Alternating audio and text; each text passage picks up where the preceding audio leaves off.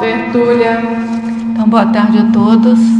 Hoje é dia 6 de fevereiro de 2015, é uma sexta-feira. O verbete de número 3.290, ele tem 5 páginas, 47 logias e 19 máximos. O tema, autobloqueio, e foi elaborado, segundo a especialidade, alta-sediologia. Quem redigiu o verbete já é o veterano na verbetografia, né, que já é o segundo verbete, o Jeffrey Lloyd. Jeffrey Brian Lloyd, ele é de Nova Zelândia, natural de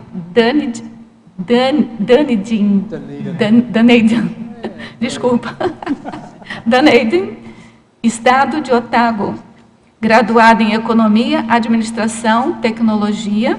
Ele é voluntário da Conscienciologia desde 1999, docente da Conscienciologia desde 2001 e tenepsista desde 2003. O autobloqueio é o ato, postura ou posicionamento consciente ou inconsciente de a consim, homem ou mulher, obstruir-se em relação às experiências, neo-ideias, percepções, sentimentos, inter-relações conscienciais e interações energéticas, devido à falta de autorreflexão, auto-organização, autoconfiança e, em síntese, de inteligência evolutiva. Na pensenologia, nós destacamos o holopensene pessoal do autobloqueio, a predominância das fissuras pensênicas, o ato de pensenizar mal sobre alguém, a autopensenidade defensiva, a posição de autodefesa devido à ausência de imunidade pensênica, a intoxicação reiterada pela própria pensenidade, a prisão autopensênica. Na fatologia, a predominância contínua dos trafares, a ênfase exagerada nos erros, os medos não reconhecidos, a baixa autoestima, a heterovitimização, a autolavagem cerebral aplicada ao autoconvencimento de ser incapaz, o ato de gaguejar ao falar em público por motivos emocionais, o ato de falar em voz baixa durante audiência pública, a insegurança pessoal, as dúvidas mortificantes, as despriorizações, a carreira equivocada, bloqueando a proexis, a incapacidade de aceitar a heteroassistência, o ato de não colocar a teoria em prática, o trafor ocioso, o autoenfrentamento dos travões estagnadores, o desbloqueio dos próprios trafores. Na parafatologia, a autovivência do estado vibracional profilático, a sinalética energética e parapsíquica pessoal não mapeada, a falta de auto-organização energossomática, a deficiência da interação energética com pessoas e ambientes, as amizades extrafísicas do projetor veterano, contudo, sem amigos intrafísicos, a inabilidade de aceitar a assistência dos amparadores extrafísicos, o bloqueio dos próprios chakras, a existência trancada, sem projeções conscienciais lúcidas, o casca-grossismo energético e parapsíquico. Nós chamamos a atenção que no detalhismo tem 14 máximos, o que constitui assim, um status de bastante importância para o detalhamento do verbete. Na argumentologia, nós chamamos a atenção do parágrafo terapeuticologia, que, de acordo com a recinologia, o verbetógrafo, ele destaca as duas técnicas, a conscienciométrica e a autoconsciencioterápica. Na remissiologia, nós destacamos autoestigmatização, autodesrespeito, autotortura, distorção cognitiva e erro evolutivo crasso. O autobloqueio pode causar a perda das oportunidades por parte da consciência incauta, travada perante a necessidade de recins urgentes. A autoevolução exige autoposicionamento. Você ainda identifica bloqueios na própria manifestação? Caso afirmativo, quais medidas vem implementando para prevenir ou tratar os autotravões antievolutivos? Agora nós vamos ler a mega-análise elaborada pela equipe Enciclosapiens, que é composta por Ana Maria Rocha, que está aqui presente, Marilene Raganin e Socorro Frazão. Fechadismo, dispersão, incoerência, autoinibição, autoobstrução, autoimpedimento, autointerdição, toxicopensenes, acomodação, passividade, autoassédio, irracionalidade, conflitoteca, desviologia, trafarologia, parapatologia, autoenganologia, autoassediologia, psicossomatologia e conscienciometrologia. Jeffrey, antes da gente passar propriamente para as nossas perguntas aqui dos teletertulianos, a gente quer saber de você o porquê, a pergunta clássica, né? Por que esse tema de verbete? Embora eu me lembre que a primeira palestra, o primeiro contato que eu tive com você, sim, foi assistindo uma palestra sua sobre desrepressão consciencial, não sei se você lembra. Isso. Então, exatamente, assim, tem alguma coisa a ver, né? Sim, tem bastante proximidade, mas a gente gostaria de saber. A primeira resposta que eu tenho escrito aqui fala sobre desrepressão consciencial. Esse tema, eu sempre me interessei muito. Eu estudei, eu dei uma aula sobre desrepressão consciencial em vários países. E, na realidade, eu comecei escrevendo um livro. Eu tentei não escrever sobre desrepressão consciencial, um viés, mas quando eu comecei escrevendo, tudo que saiu foi desrepressão consciencial. Então, é um tema que realmente eu gosto, acho interessante. Então, a verbete, eu vi quando eu mudei para Foz. Ou antes disso, tem contextos na vida que eu senti, olha, não, estou querendo mais, eu quero mexer mais com coisas, mas não tem como. Então, eu fico um pouco frustrado comigo mesmo, com mim mesmo. Mas eu vi, olha, tudo é minha responsabilidade. Eu não posso falar, não, é por causa dessa pessoa, outra pessoa, não. O problema é meu. Eu preciso resolver. Então, quando eu mudei para Foz, eu fui fazendo vários cursos. Eu vi algumas vezes me bloqueando. É um autobloqueio. Pode ser nas percepções, em termos de confiança, autoconfiança sobre as percepções energéticas, ou para falar alguma ideia que eu tive. Por exemplo, eu estava lá antes da minha tertúlia começou na realidade. Eu fui lá ouvindo o Valdo falando de manhã lá na recepção do CAEC, com 10 pessoas lá. Pessoas foi dando ideias, ele foi perguntando algumas coisas, pessoas foi dando ideias para uma lista de alguma coisa. Eu tive uma ideia, mas não falou. Um minuto, mas eu fiquei pensando naquela ideia, um minuto depois, Losh falou aquela ideia. Outro mundo falou, boa ideia, isso, pode colocar na lista. Eu fiquei lá, falei, olha, cheguei aqui uma semana atrás, sabe, eu fazendo isso, mas foi um autobloqueio. Eu decidi, não vou falar, sabe, aquela coisa de repressão, reprimidos. Então eu pensei, olha, sabe, porque coisas assim, se você expor você mesmo mais, você tem muito mais oportunidades.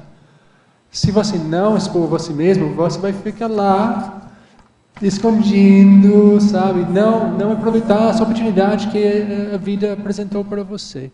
Então, autobloqueio, sabe? Pessoas, quando eu falei tema, todo mundo ficou, autobloqueio? Não pode ser um tema assim, mas, não, pode ser exatamente isso, e não é um tema necessariamente fácil, mas eu acho mais terapêutico para examinar aquela coisa. Então, por isso eu cheguei de falar sobre autoassediologia, sabe? Todo mundo tem isso, então, talvez as senhoras não, né? Mas nós temos, então, de vez em quando é bom dar uma olhada naquela direção para ver como nós podemos resolver nossos autobloqueios. Eu acho que todo pré-serenão tem em algum nível esse autobloqueio, senão já era serenão, né? Exatamente. Todas as coisas que nós escutamos, ou as trafares são autobloqueios, nós criamos, e nossa responsabilidade, então... Por isso vale a pena estudar. É assim. Vamos então às primeiras perguntas aqui dos teletertulianos. Alverbetógrafo Jeffrey, Estrangeirismologia, página 1, primeira linha, poderia nos explicar o significado de o tripping on self-up? Da primeira, né? Foi engraçado, nós estávamos falando isso antes do verbete. Eu falei, se alguém perguntou, eu vou passar para vocês para explicar. Então eu vou passar para eles para explicar. Mas por quê? É coisa de rasteira, mas significativo. É uma auto-rasteira. Se eu fiz a tradução, preciso. Auto-rasteira. Desculpa. É a pessoa passar a perna nela mesma. Acho que ela não está.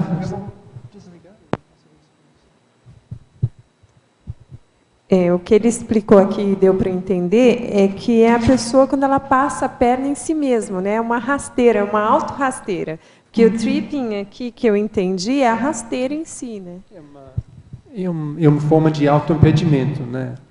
Uma forma de auto, que ele falou? Foi o exemplo que você deu anteriormente. Auto-impedimento. Você deixou passar a oportunidade de expor a sua ideia e o outro expôs. Então, Tá bom. Teamwork. Muito bom. Estrangeirismologia ainda. Sim. Tá. Tá ligado aqui? Tá, né? Tá. Estrangeirismologia, página 1, primeira linha. Como funciona na prática a condição de ficar em stand-by? E uma analogia, uma ideia onde a pessoa... Você sabe aqueles aparelhos que você tem na casa. Eles têm uma luz vermelha lá, mostrando que ele está lá, está funcionando, mas não está fazendo o trabalho dele. Ele está na stand-by. Então, stand-by é esse comportamento ou posicionamento que não estou esperando para alguma coisa, para um sinal, alguma coisa. Se ninguém der uma empurrada, também não faz nada, né? Então, é falta de proatividade, de ser firme com o que você quer na vida. Então, literalmente esperando alguém ligar, né? Você é um passageiro. Você não está dirigindo o seu carro, você é um passageiro no seu próprio carro, por exemplo. Tá ótimo isso. Ainda estrangeirismologia, página 1, final da segunda linha. Como sair da situação a coward life tão comum na nossa sociedade? Vontade. Na firme vontade. Você precisa decidir o que você quer. Você precisa uma disponibilidade para pagar preço por aquela coisa. Porque nós sabemos que a conscienciologia, para mim fez todo sentido, mas para outras pessoas não fez nenhum sentido, não tem sentido nenhum. Então, não é possível ter a expectativa que outras pessoas vão concordar, foi isso. Concordar com você, com suas decisões. Talvez algumas vão, mas outras não vão. Então, você precisa decidir para que preço é necessário.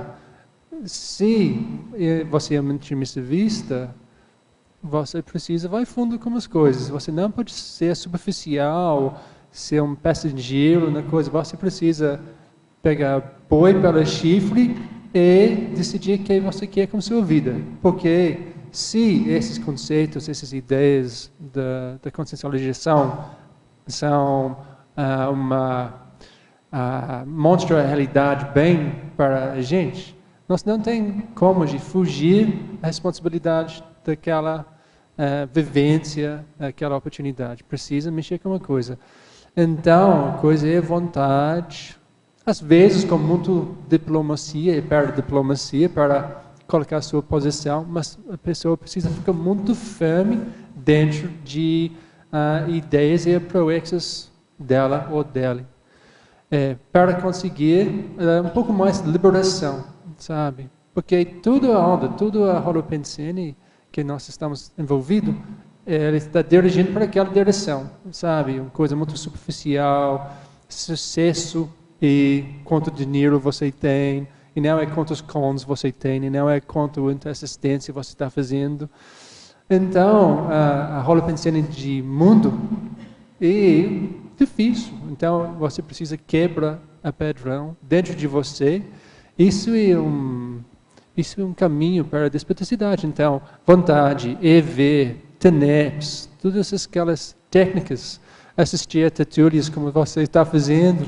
Fazer um verbete, como você está fazendo, que, aliás, a gente tem que ressaltar aqui, né, como a gente estava conversando antes, que é o primeiro de língua anglo-saxônica que está fazendo o segundo verbete já. Segundo verbete. Estou tentando de quebrar um pouco de gelo na coisa, mas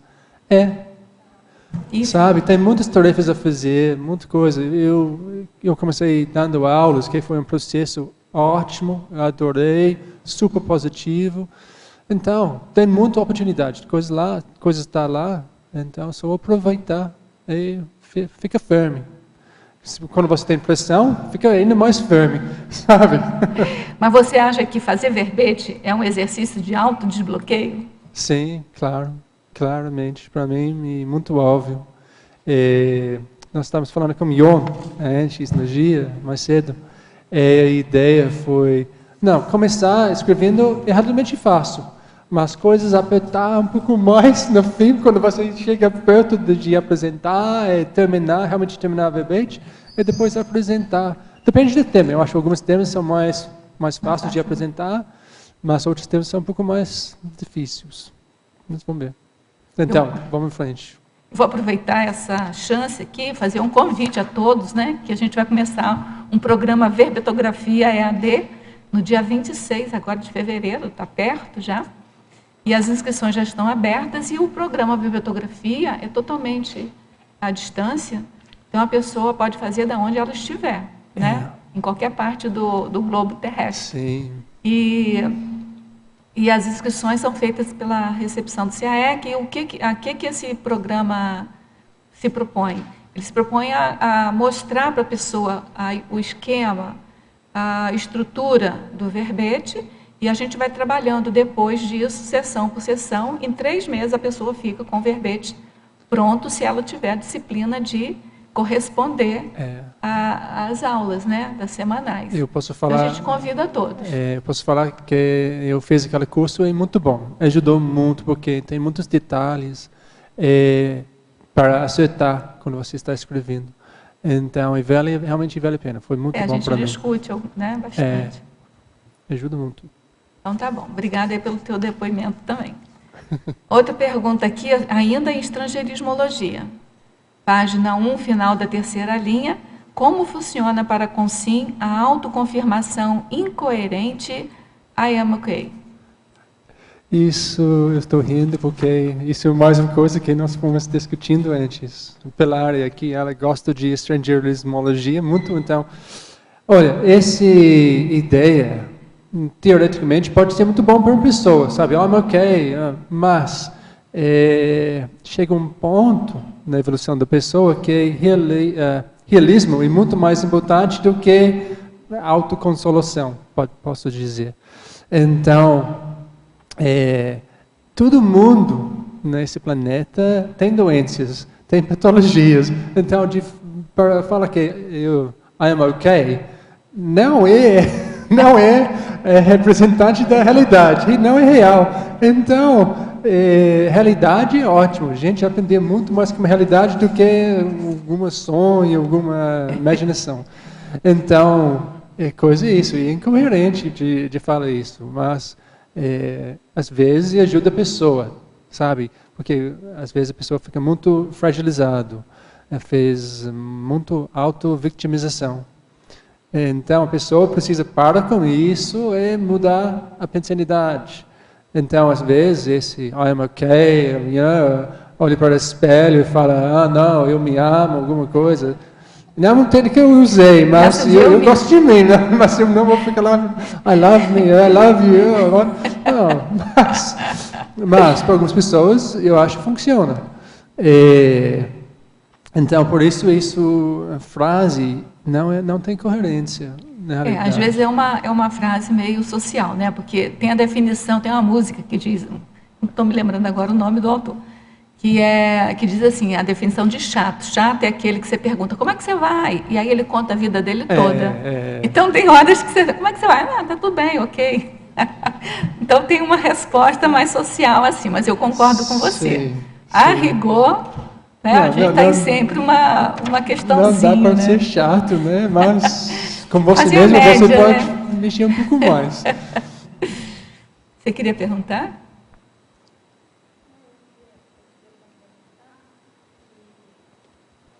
Mas não sei se está... tá. Eu queria complementar que em português fica mais claro, né? Porque às vezes você fala ok, tá ok. Mas em português, assim, tá tudo bem, você fala tudo. Aí eu fico pensando, nossa, tá tudo bem? Não é possível, não tem uma coisa, tá ótimo, né? Não pode melhorar. Para a saúde é bom ser um pouco otimista. A gente sabe disso, mas otimista demais também vai piorar a situação, porque então você precisa saber o que você está fazendo dentro daquele contexto. Mas também assim, tem pessoas, assim, eu já passei por essa fase, né? A pessoa perguntava, não, tá mais ou menos.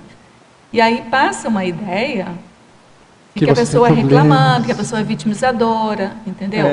Então tem horas, isso que eu estava falando, tem horas que eu tenho que dar uma resposta sociosa, assim, sim, sabe? Tá tudo ok, tudo bem. Para não passar essa imagem, porque se você for falar... Para continuar passando os seus problemas para os outros, né? Não, eu acho que essa pergunta que é sociosa também, né? Tá tudo bem? Essa é sociosa também, porque a pessoa... Convivialidade. Tá tudo bem, assim, tá tudo sendo levado de jeito, né? 20 vezes por dia, não, eu tenho esse problema, essa dificuldade. Não, tá bom, assim... Okay. E uma coisa que agora eu vou responder, não, estou levando tudo de jeito. Agora mas para você na casa, você quando pensa. Me perguntarem.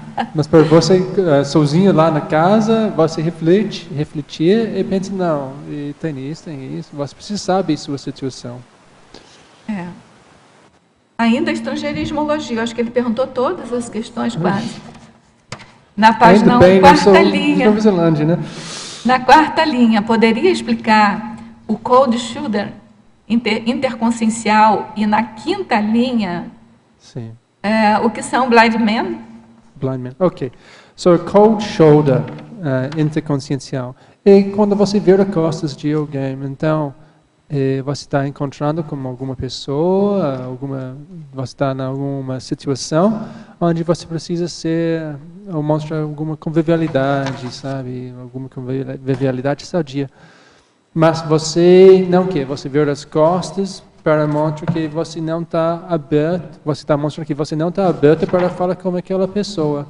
E às vezes a pessoa está querendo, está precisando de alguma assistência, ou até vai fazer assistência para você, e você vira e não fala, não entra naquela oportunidade. E os blind men, pode ser um blind woman também, claro, né? Um blind human. A pessoa não sei para onde a pessoa está indo. É por quê? Então, estou aqui na vida, estou fazendo o meu trabalho de alguma forma, estou manifestando de algum jeito, alguma forma, estou interagindo um pouco com pessoas, mas o que eu estou fazendo? Qual é o meu posicionamento? Porque lá na fase enfática, eu coloquei no filme sobre autoposicionamento. Você precisa ter um posicionamento. Então, a blind man vem, mas não tem orientação, não tem objetivos, não tem uma lucidez, sabe? Sua bússola está apontando para onde? Está indicando o quê? Você não sei, você está lá no oceano, mas sem direção. Cego. Tudo bem, então? Outra pergunta aqui de outro verbetógrafo. Ao professor Jeffrey, Pensenologia, página 1, primeira linha, poderia falar sobre a predominância das fissuras pensênicas? Isso é difícil, né?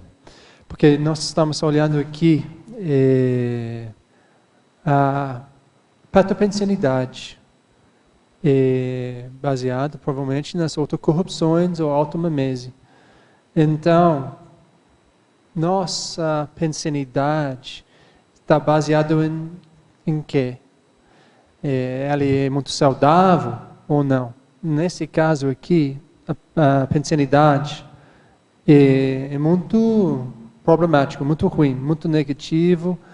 Então, isso mostra que as fissuras são sempre expostas para a multidimensionalidade. E os mediadores têm muitas oportunidades para mexer com pessoas. Se você deixa as portas abertas assim, através dessas fissuras, baseadas na sua patopensanidade. Por exemplo, pensando mal das outras pessoas. Isso é uma forma de convidar todos os assediadores ao redor dentro da sua psicosfera. Então é muito problemático e você está piorando sua situação. Também a próxima pensene que você vai produzir tem a influência do que a outra pensene normalmente que você produzir. Então se você está indo naquela linha de patopensanidade, você está cada vez mais piorando sua situação. Então, é uma coisa muito séria, sabe, como fazer a higiene mental, sabe como mudar o bloco, para de pensar mal de outras pessoas. Valdo falou isso muito. Você esteve aqui hoje de manhã, não? Sim. Ele falou isso de novo hoje, né? Que a patopensanidade bloqueia a memória da pessoa também. Sim. Né? Então, você pedir a noção saudável de vida, da oportunidade, de convivialidade. Então, é muito sério, muito doente essa situação. Eu sempre falo para pessoas novas de conscienciologia que essas fissuras, se você tem um ovo cozido, Ovo cozido. Quebra a casca e você tem a ideia. Você tem muitas fissuras lá e mais fácil para coisas entrar é só aí. Bactérias, problemas, vírus, tudo isso. Então, por aí. Tudo bem, então? Em pensenologia ainda, página 1, segunda linha. Gostaria que exemplificasse a autopensenidade defensiva. Sim. Algumas pessoas são muito fechadas. Eles não têm abertismo, eles estão lá na festa e não falam com ninguém. Ou só com pessoas que eles já conhecem. Então, isso mostra algum problema com uma pessoa em termos de autopensanidade. Se você está defendendo você mesmo em termos de sua pensanidade, você não está aberto para interações positivas, espontâneas, as coisas. Por exemplo, você nunca vai falar com alguém lá na fila no supermercado. Não vai. Você tem a coisa interessante, né? Conflito íntimo. Quando você tem mais conflito íntimo, que esse caso aqui é uma autopensanidade defensiva, você acha que você tem problemas, você acha que você está errou ou você está errado. Então você não tem alguma postura mais aberta. Então esse autopensanidade defensiva, e você está ainda fragilizando você mesmo. Você acha que você está defendendo você, mas você está fragilizando você. Uma pessoa mais madura e aberta. Coisas fluem, coisas vêm e vai, a pessoa não fica com alguma perturbação.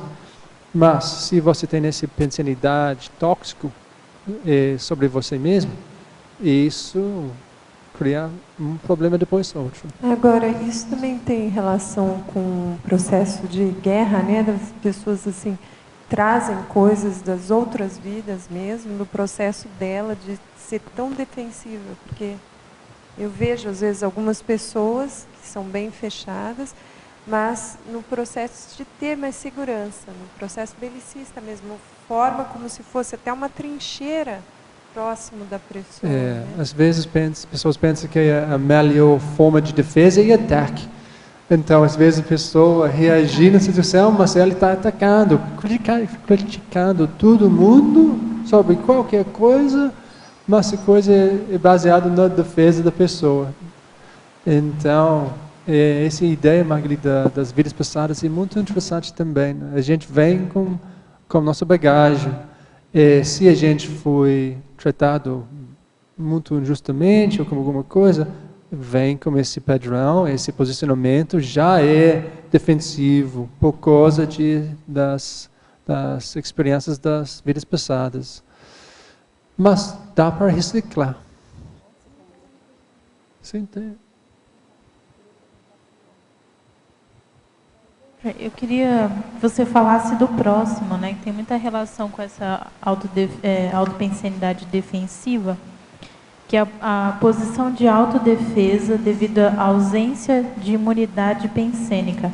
O que você acha, assim, que a pessoa não tem imunidade pensênica, ela deve encarar esses, sabe, se abrir a esses locais de menos imunidade? Olha, não sei se eu peguei a sua pergunta exatamente, mas eu vou falar alguma coisa e você pergunta de novo se eu não respondi bem. Se a pessoa está como uma coisa muito autodefensiva, e já existe aquela fissuras baseada na fragilidade, a pessoa pode ser muito rígida, ou estressada, ou inflexível, ok? Então, nós temos esse jogo multidimensional. Temos nossos amigos aqui intrafísicos, mas também tem nossos inimigos intra e extrafísicos. Então, nós sabemos que nós recebemos críticas pensênicas de outras consciências. Então, nossa reação é: como eu vou me defender com essa coisa? É como se fosse um país tem bombas nucleares e outro país pensa, para me defender eu também preciso de bombas nucleares, então eu vou me defender com a mesma coisa. Mas isso não funciona na realidade. Entre consciências nós precisamos de alguma imunidade natural, baseada na muita reciclagem, muito autoconhecimento, essa coisa, não é só boa vontade, boa intenção, mas discernimento. Não, eu preciso mexer com isso. Que forma eu vou me defender naquela situação? A defesa boa é cosmoética.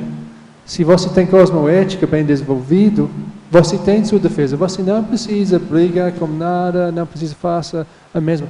Você está falando mal de mim, eu vou falar mal de você. Não precisa entrar naquele jogo.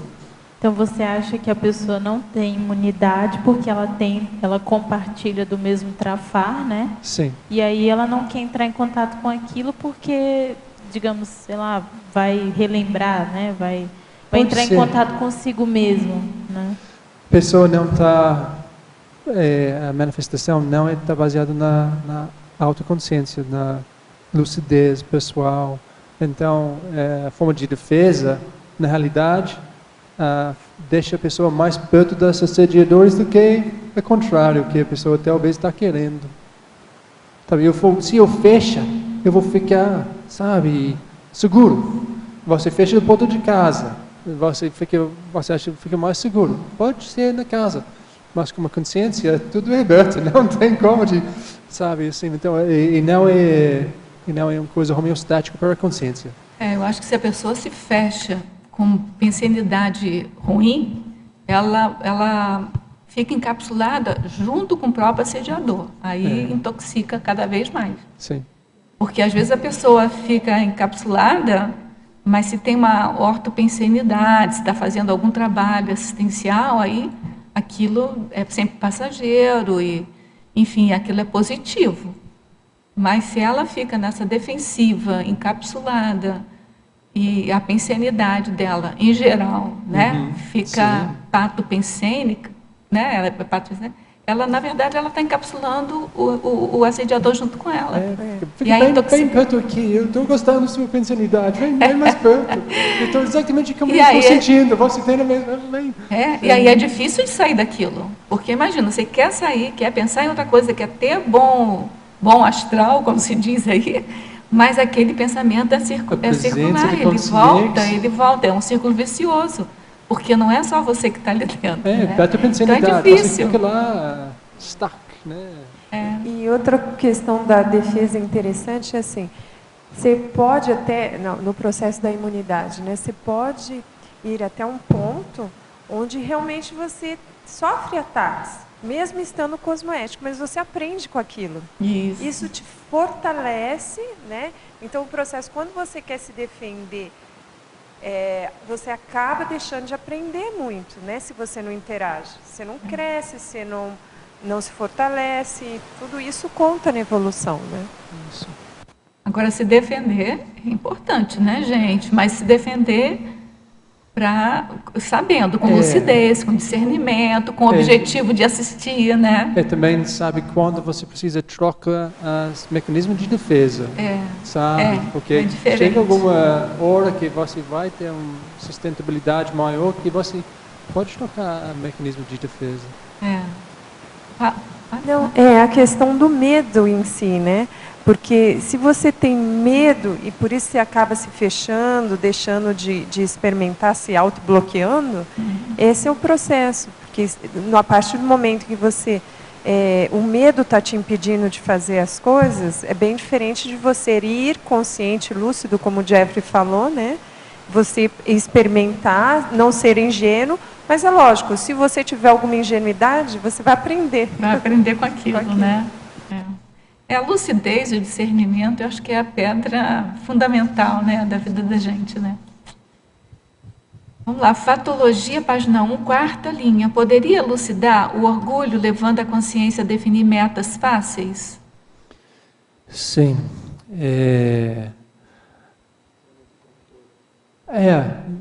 Nossa amiga aqui falou zona de conforto, isso é uma coisa. Mas também, se você pega uma meta mais fácil, a chance de sucesso é muito maior do que uma meta mais complicada, mais difícil. Então, se você se sente bem quando você tem aquela, eu fiz, alguma coisa, você às vezes pega uma meta mais fácil ou até mais longo prazo, até às vezes mais escondido, sabe? Em vez de escrever um verbete, apresentar aqui dentro de um período de alguns meses, eu vou escrever um livro que não é meta fácil, não, mas vou escrever um livro que vai, eu vou falar para as pessoas, eu estou escrevendo um livro que é muito fácil de falar nesse lado, né? Mas talvez nunca vai aparecer aquela coisa, não tem um prazo definido, então em algum ponto isso pode ser uma meta mais fácil, pelo menos assim. Mas normalmente, porque eu pensei nessa coisa aqui, eu acho que orgulho, a imagem de pessoa é muito importante para aquela pessoa. Então, ela é muito ocupada com percepções, a opinião de outras pessoas.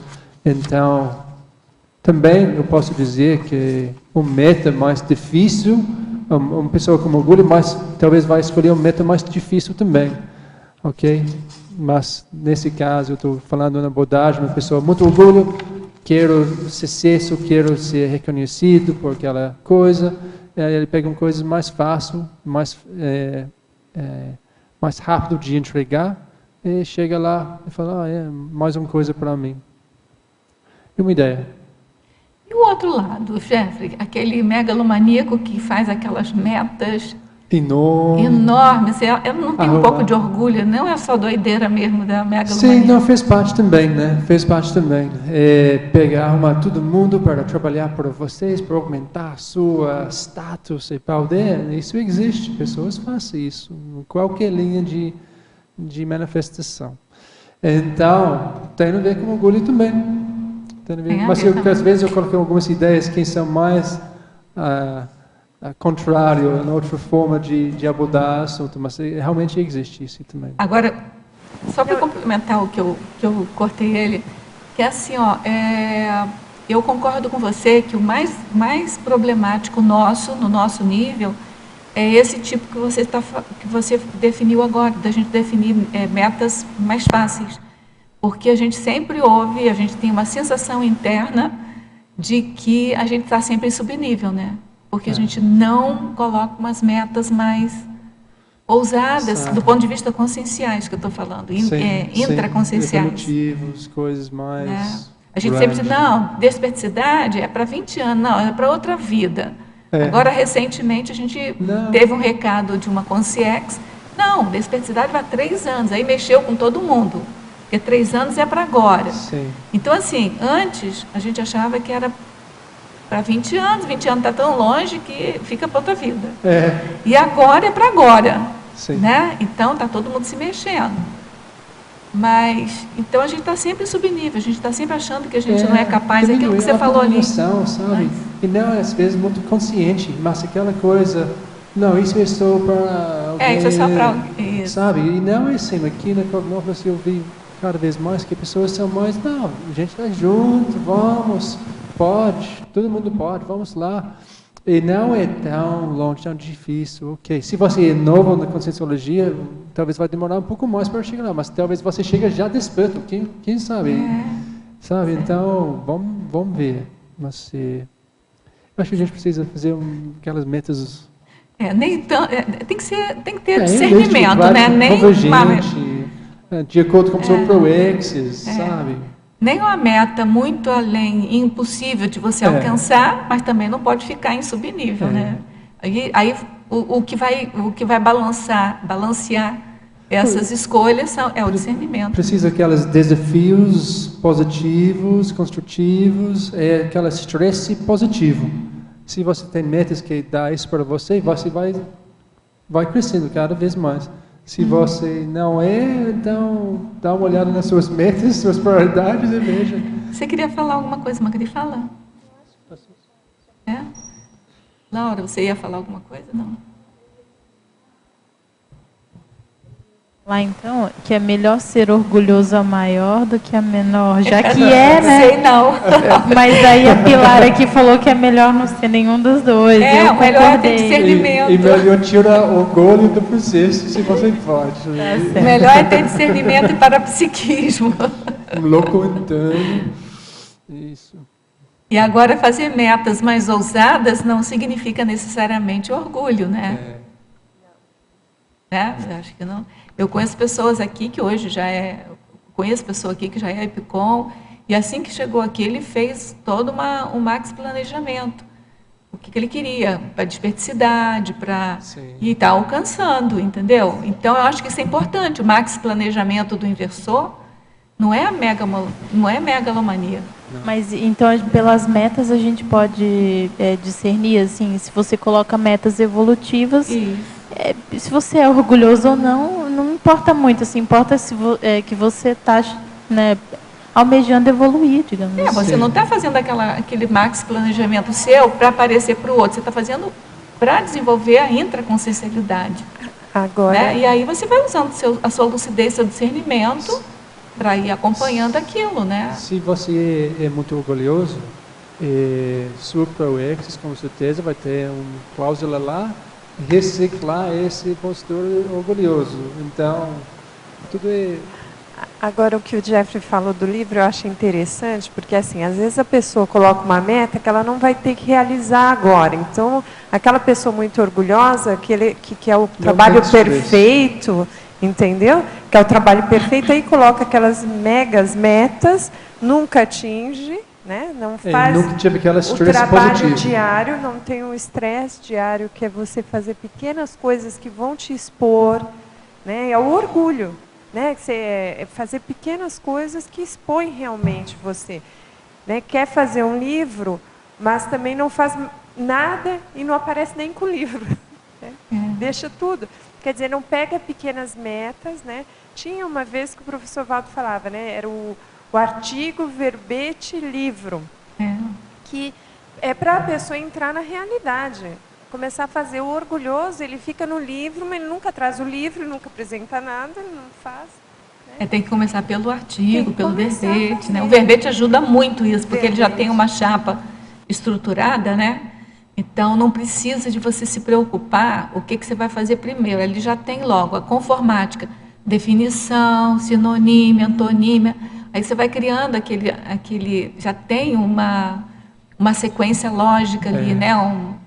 Uma estrutura lógica ali. Então, é muito tranquilo de fazer. Não é facílimo, porque também não é ficar só jogando, como eu falei no verbete passado, a verbetografia não é só ir preenchendo aqueles espaços de qualquer modo. Não, tem que raciocinar, tem que estudar o tema, mas a estrutura já está montada. O artigo não, o artigo você já tem que pensar, né, na introdução, no desenvolvimento, nos argumentos conclusivos, e o verbete ajuda muito para isso.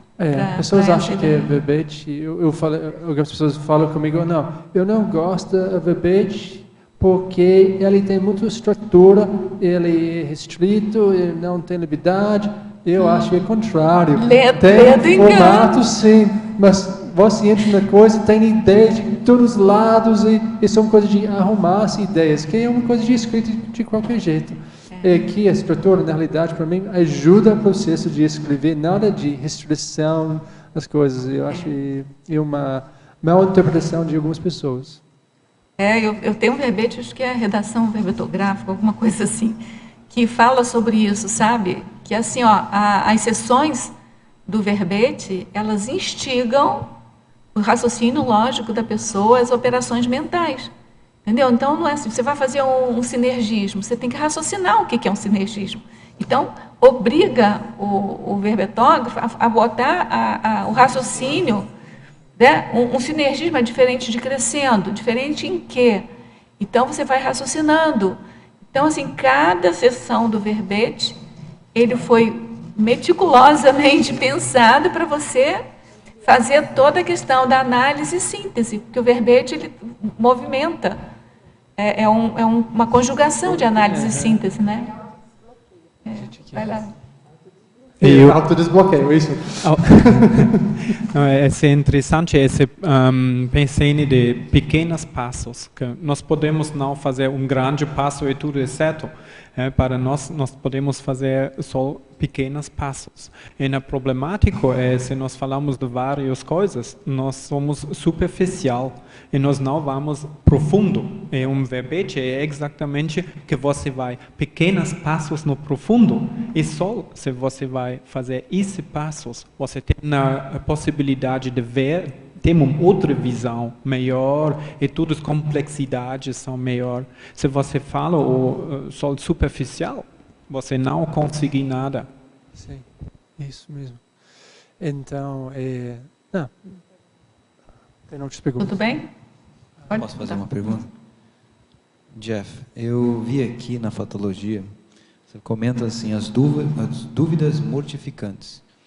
Então, eu entendi o seguinte, que talvez aquelas pessoas que tenham medo de dar um passo mais avançado, se arriscar em algum aspecto, eles ficam sempre possivelmente pensando, se eu tivesse feito aquilo, porque eles se bloqueiam, né? Sim. Eu não sei se é por aí, é mais ou menos essa ideia. Sim, a pessoa tem alguma autodúvida, dúvidas são naturais, né? Mas a coisa é, se você fica paralisado por causa de uma dúvida, não, você pode assumir a posição, não, essa coisa é ruim, não tem dúvida que é ruim, não, isso é positivo e mais do que 51%, não dá para mexer, precisa investigar mais, então, mas pessoas ficam com aquela coisa de autofragilização, autodúvida, não posso, não, I'm not good enough, né? Eu não sou bom suficientemente, eu não posso ser eu não posso ser desperto, outras pessoas talvez, mas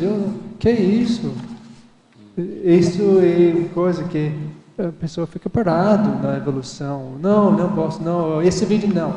Eu tive uma conversa com um rapaz, mais ou menos minha idade, e ela é a treinador das pessoas da REMA da África do Sul.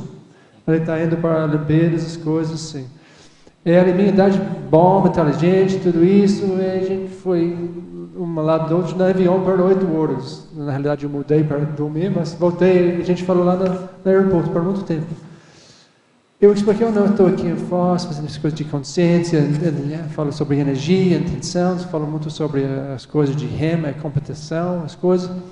E ele ficou, não, isso é muito interessante, talvez na próxima vida. Eu pensei, talvez, como você quer, sabe?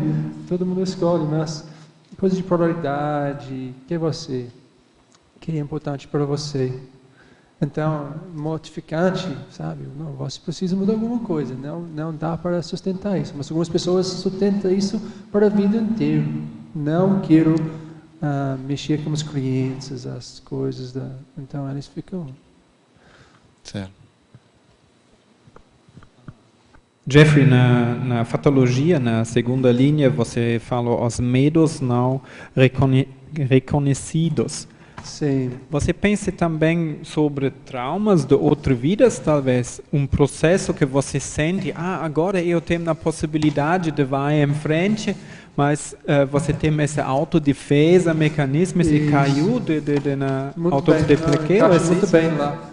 Às vezes, os medos de vida vêm das traumas das vidas passadas. Então, não tem tudo a ver, Ion. Muito bom. Isso mesmo, né? E pessoas, outras pessoas, você vê às vezes alunos na sala de aula, você está falando, explicando coisas, eles entendem, mas tem medo de mexer mais com aquela coisa, porque pensa nas vidas passadas. A gente seguiu alguma linha de conhecimento, talvez religião, ficou queimado com aquela coisa, ficou como um problema. Então, frases brasileiros têm. Gato escaldado tem medo de água fria. Sabe? Quando você diz, não, vai mexer com você, vai reciclar muita coisa. Mas, por causa de aquele medo, aquela trauma que você tinha, você chega nessa vida, não quer mexer com nada diferente. Até sendo uma coisa muito importante para você ou para a sua evolução. Mas a pessoa não quer entrar naquelas coisas, porque eu já fui queimado 500 vezes, não quero ser queimado de novo. Mas agora, nesta vida, a gente não está sendo queimado, ok? Ótimo, né? A gente está falando aqui abertamente, não tem problema. Mas pessoas, e muito difícil nas traumas de psicossoma, de superar elas, e fica mais, lógico, racional. É uma coisa de autoconfiança. Porque até se aquela coisa é desconhecida para você até agora, você pode entrar lá, e se você tem autoconfiança em você mesmo, você pode sair a qualquer momento que você quer. Então, se não foi bom, sair, não tem problema. Mas você precisa confiar em você mesmo. Mas às vezes pessoas faltam disso. Tudo bem, então? Em Fatologia, página 1, 8ª linha, poderia comentar a incapacidade de aceitar opiniões e críticas cosmoéticas alheias? Isso também é uma coisa exatamente pessoal. Eu tive esse problema de vez em quando eu recebi algumas críticas. Normalmente eu falo que elas não são cosmoéticas, mas cosmoética é relativo, então realmente isso é uma autocorrupção do meu lado. Mas quando alguém fez uma crítica e você não quer aceitar, tem tudo razão. Você pode aceitar ou não, mas você está não aceitando baseado em quê? Se a crítica tem 10% de validade, pega aquela 10%, assumir aquela realidade que a pessoa foi tentando mostrar para você e não ter alguma reação exagerada. Às vezes eu recebi uma crítica, às vezes eu tenho uma reação exagerada. Por causa de uma crítica enorme que eu recebi no passado, que foi completamente errado, mas mexeu muito com a minha vida e minha intimidade. Então, às vezes eu tive reação bem exagerada, que não é necessário. Então, uma coisa boa é ver por que você tem aquele comportamento. Eu identifico porque eu tenho aquela reação exagerada, e eu estou reciclando esse ponto. Mas, bom para cada um ver, se você tem afinidade com essa frase, veja por que você tem isso.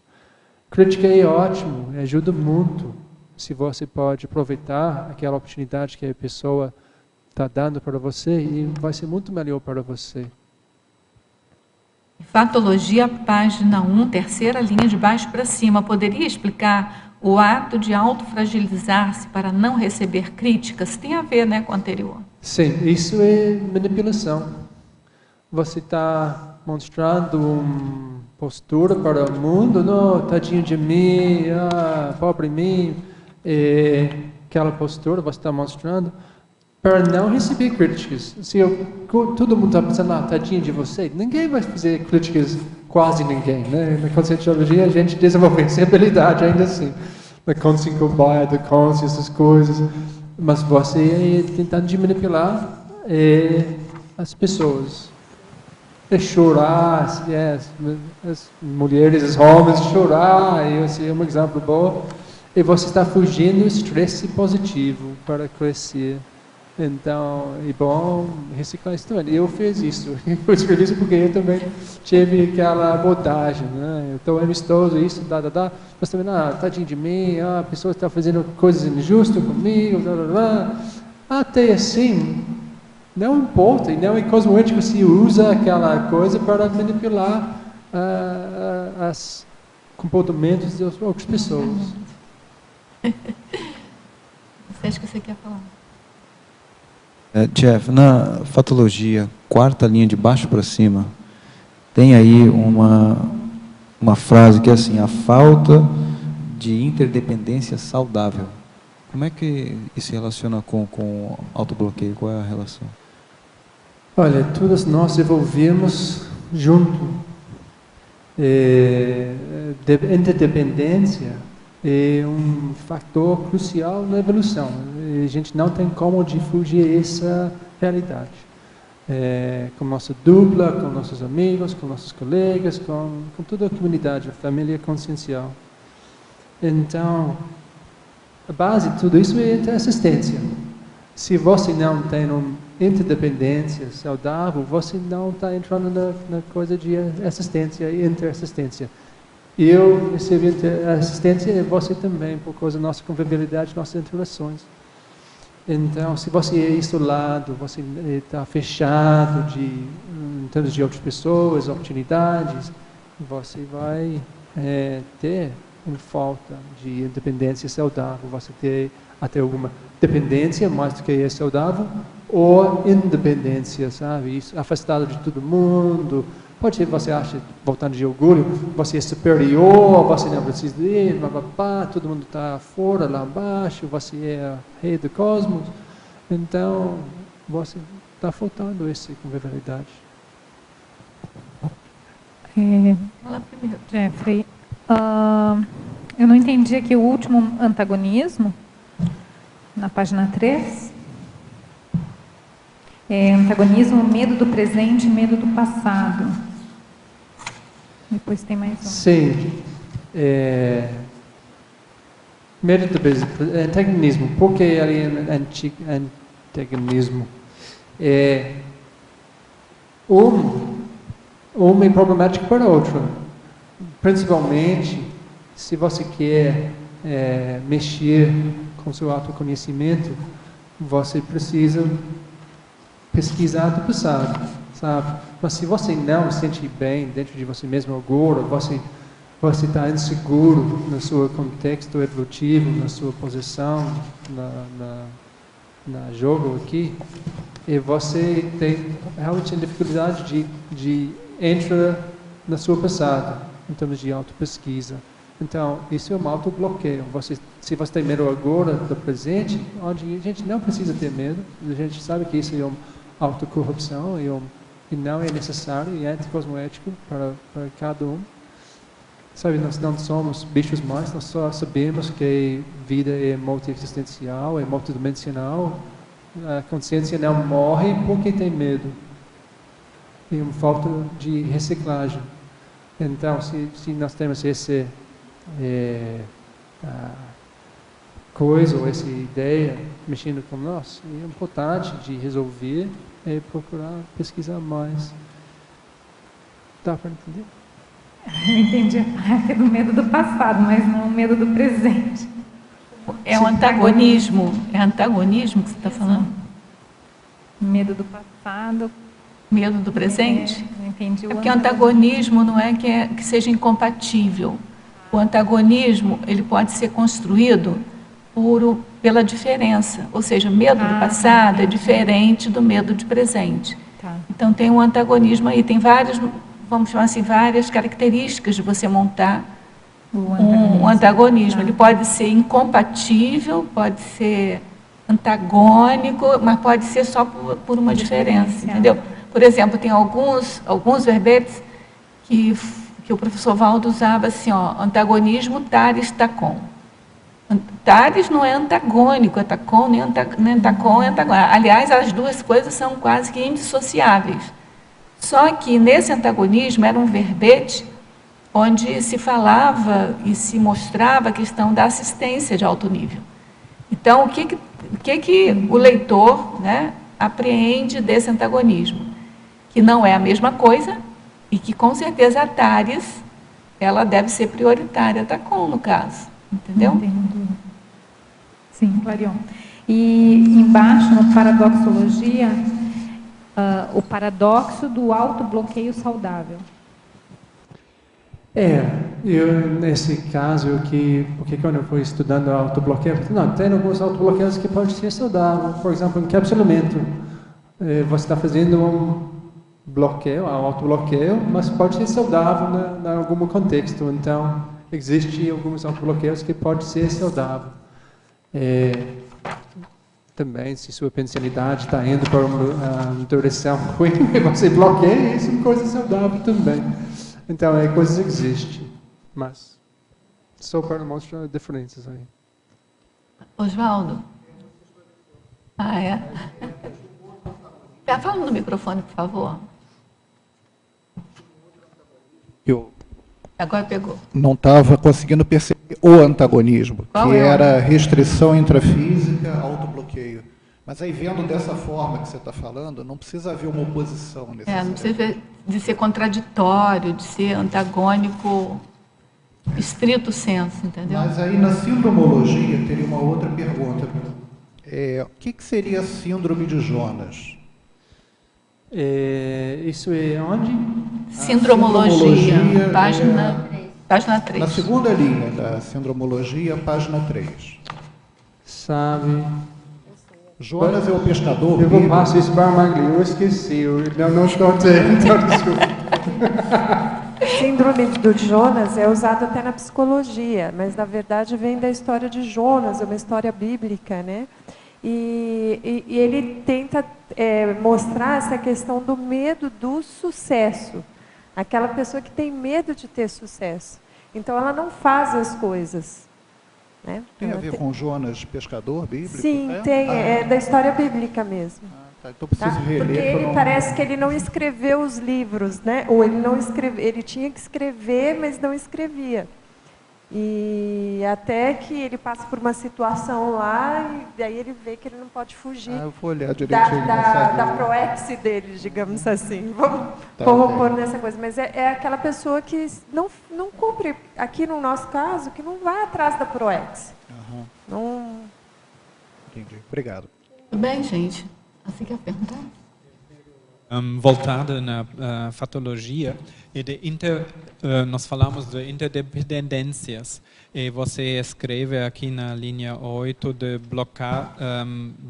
bloqueando de proexes. Você percebe também bloqueando de grupo proexes? Se são pessoas de grupo que tem ao mesmo tempo autobloqueado, e esse pode ter efeito de grupo existencial programa também? Você tem experiências disso? Eu acho que sim. Não, olha, até dentro de conscienciologia nós temos várias coisas acontecendo ao longo da história, né? Cada pessoa tem limites, tem trafares, tem trafores, tem trafais. Às vezes, pessoas que são com muita experiência, são bons com energia, estão livres de algum assunto, pode fazer alguma coisa como grupo que não está ajudando o grupo.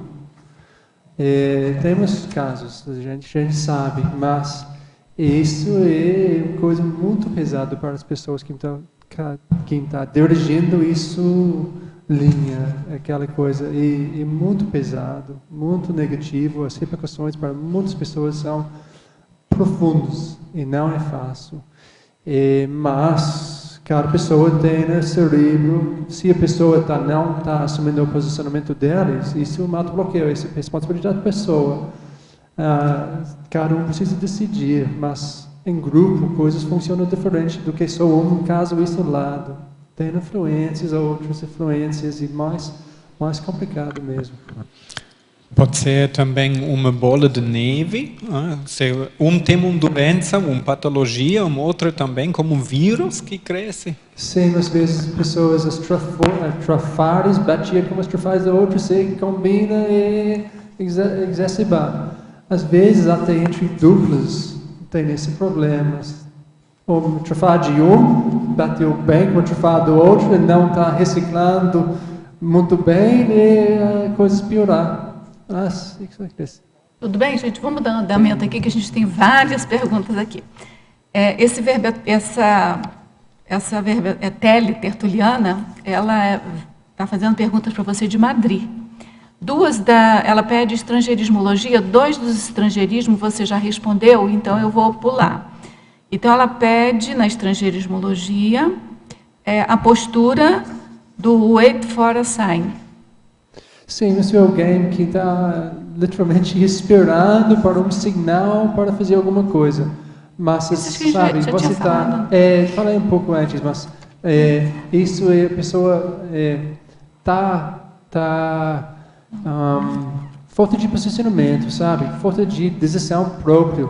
Às vezes a gente precisa ter sinais que marcam alguma coisa, mas esperando para isso, para a sua evolução, para um sinal, não. Você é responsável para a sua evolução, suas decisões, posicionamento. Então, vai em frente, depois sinais, talvez vem, talvez não vem, mas você vai ver, você ajuste sua ramo, curso. Caminho. Então, aí o outro estrangeirismologia é a visão do glass half empty. Esse é um pessimista. Esse é uma pessoa pessimista. O copo é meio cheio. O copo está na metade. Aí, em vez de falar que está meio cheio, ele fala que está meio vazio. Ele está cheio ou está vazio. Então, você acha que ele está vazio. Então, você está faltando uma coisa. Na realidade, ninguém está faltando nada para evoluir. Só precisa assumir, mexer e vai em frente. Enfatologia, página 1, 4ª linha. Como funciona o orgulho levando a consciência a definir metas fáceis? Você já respondeu. Já respondi. Se você quiser fazer uma síntese, você faz. Senão, a gente passa por diante. Um sucesso fácil. Chega lá mais facilmente. Pode ser alguma coisa superficial, que é muito óbvio para todo mundo. A pessoa escolhe só isso. Mas alguma coisa pode ser mais de longo prazo, mais difícil. A pessoa não escolhe aquela coisa. Se é uma tarefa que só os amparadores estão sabendo que você está mexendo com aquela coisa, está ajudando um monte. Mas você optar por uma coisa mais superficial, por exemplo. Ela está em busca do sucesso e não da realização proexológica, né? Evolutiva, né? Enfatologia, página 1, final da 7ª linha. Poderia relacionar a carreira equivocada, bloqueando a proexis, e na 9ª linha, a avidez por dinheiro enquanto desvio de proexis dentro da sua experiência com autobloqueio? Então, a carreira, uma carreira é muito importante, que você escolhe mexer com você, muito. Então, se você escolher uma carreira equivocada, pode ser, você tem muito sucesso, muito dinheiro, tudo isso, mas o proexis já foi. Então, nós sabemos que é uma coisa que é um problema para pessoas atingir ou complexos, e dinheiro. Ok, normalmente através da carreira, pessoas correr atrás daquela coisa, que é necessário até algum ponto, você precisa pé de meia arrumar a sua vida. Mas, se você fica lá dentro, se eu ficar lá trabalhando nas bancos em Londres, eu vou ficar completamente perdido. sabe? Talvez tenha muito mais dinheiro, mas perdido em termos de progressos. Satisfação íntima também. Então, você precisa escolher, tem um balanço. Você precisa de dinheiro para sobreviver, para, sabe, fazer um pedimento, mas também você precisa de liberdade para as coisas de progressos, que às vezes você reconcilia as duas, mas muitas vezes, nesse caso, o equivocaado, não, você não está, um não está ajudando o outro. E a outra foi na... A outra... Avidez por dinheiro. Então, acho que já falei, né? Já falou. Preciso de uma maturidade para lidar com dinheiro. Vamos adiante, não deixar ele controlar você. Ganhar dinheiro, pedir progressos. Ao professor Jeffrey, fatologia, final da primeira linha. Poderia aprofundar a ênfase exagerada nos erros e os medos não reconhecidos? Conhece alguma técnica para reciclagem destas questões? Sim, tem várias técnicas. Na Conscienciologia se opta para técnicas. Ênfase exagerada nos erros. Você sendo um pouco pessimista, você precisa dar valor para as coisas que você conseguiu de fazer bem. Não, observar seus erros, mas não carregar, sabe, fez aquela coisa de... Chicotinho, né? Flagelização. Não faça isso. A gente errei, fez parte, mas a coisa mais importante é acertar, mudar a próxima vez. Seja positivo sobre você mesmo. No passado eu fiz muito autoculpa. Não, eu estou ruim, eu fiz aquilo, de novo eu estou mal. Eu parei com isso. Se você já está começando a pensar no lado bom, você já está ajudando um monte. Primeiramente, sobre você. Pense bem. Não seja ignorante sobre suas trafares, as coisas, mas não carregar, sabe? Desdramatização é uma palavra que ajuda muito. Pensa nisso, desdramatização. Diminuir a emoção, a culpa, problemas. Se você é uma perfeccionista, para com isso. Perfeccionismo não existe, perfeição não existe. Então, seja realista e muito mais saudável para você. Na fatologia, 7ª linha, como diminuir a insegurança pessoal e as dúvidas mortificantes. As dúvidas você já falou, mas você pode fazer uma síntese. A insegurança pessoal, mas é isso mesmo, pensa bem sobre você, sabe? Pensa nas coisas positivas que você tem. Comece a escrever uma lista de trafores que você tem. Escrever 5 por dia, para 1, 2, 3 semanas. Sabe? E foco na coisa positiva que você tem, porque às vezes nós não reconhecemos. Tem um padrão muito negativo, só fazendo coisas contra nós mesmos, em termos de nossa insanidade. Nossas emoções são exacerbadas, tudo negativo. Mas pensa bem. E se você não pode, isso é uma brincadeira meu, viu? Mas se você não pode identificar qualquer trafor, ok? Colocar autocrítica, porque você tem isso muito bem desenvolvido. Mas vai em frente. Sempre tem muitas coisas mais. Sim. E Magali está falando de Conscious. Conscious mexia com isso, porque é base de autoconhecimento. Fica tranquilo dentro de sua realidade. Para isso, você precisa fazer muito autopesquisa. A Conscienciograma, em termos de livro, é muito, muito bom. Temos cursos online, à distância, presencial, lá na Conscious, conscious.org.br. Essa pessoa é do Rio de Janeiro, lá também tem uma sede lá em Copacabana, não é? Então, eu acho que ela é voluntária. Os cursos online, Conscienciograma, Syndrome, as coisas, e vale a pena. Mas foco no lado positivo. E não é difícil, só precisa... Agora vem uma pergunta para você de Quebec, no Canadá.